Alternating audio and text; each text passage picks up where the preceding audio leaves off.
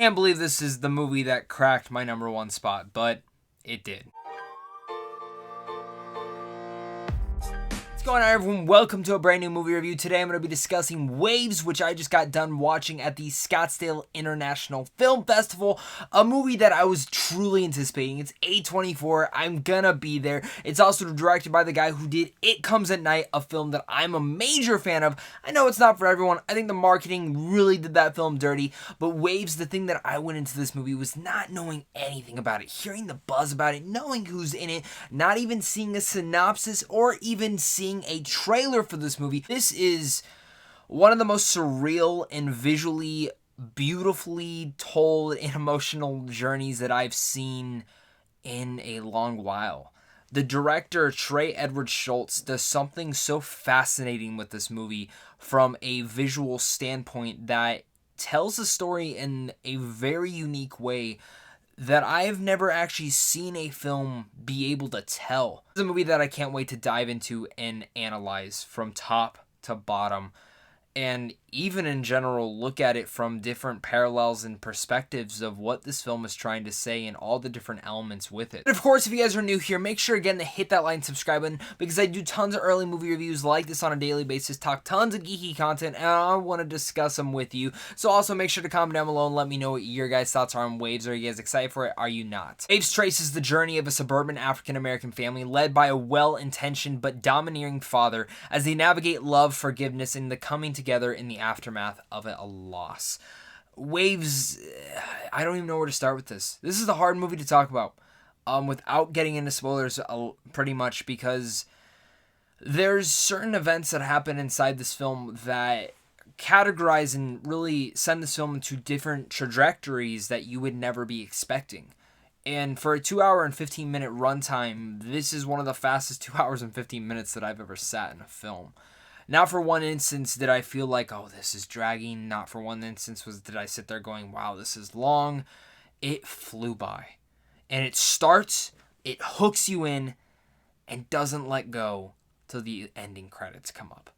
And it's, again, because of that visually stunning, stellar work that Trey Edward Schultz had done in the beginning of this film by gravitating and grabbing you on. He does something special with the aspect ratio in this movie that tells the story in a more dynamic range than you would expect. This is very much a movie that tells its story not just from the script and the dialogue, but very much from a visual standpoint, and without those, this film would be nothing. Much credit to Drew Daniels, the cinematographer on this film, and you also mostly look at the editors, Isaac Hagee and Trey Edward Schultz himself, plus the score is something that actually enhanced every single scene in here, which is of course by Trent Reznor and Atticus Ross. This is one of my favorite scores as well for the rest of the year. The soundtrack for this film, it just really brought this film all together. Speaking of things that does truly elevate this film are the performances. Taylor Russell as Emily is incredible.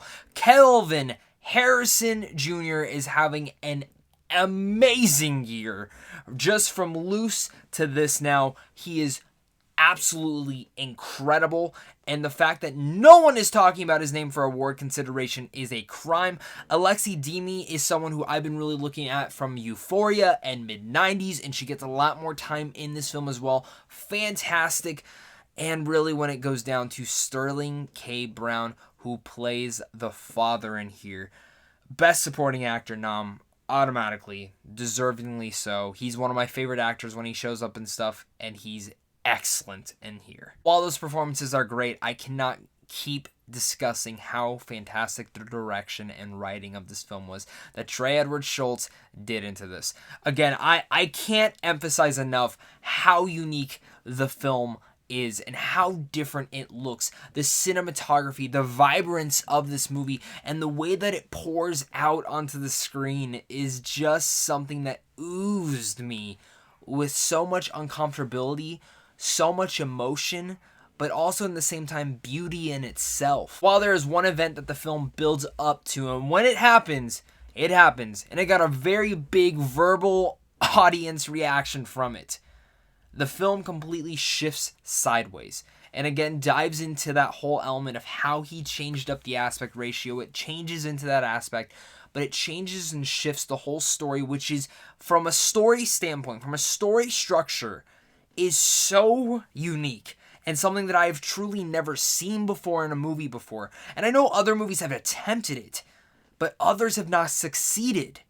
And Waves is one of the first ones that I actually think succeeded and went above and beyond into that category. It's not like it had a complete tonal shift, it still felt in line, but it's something that they do with the story structure and the way that, again, they even tell the story inside this movie.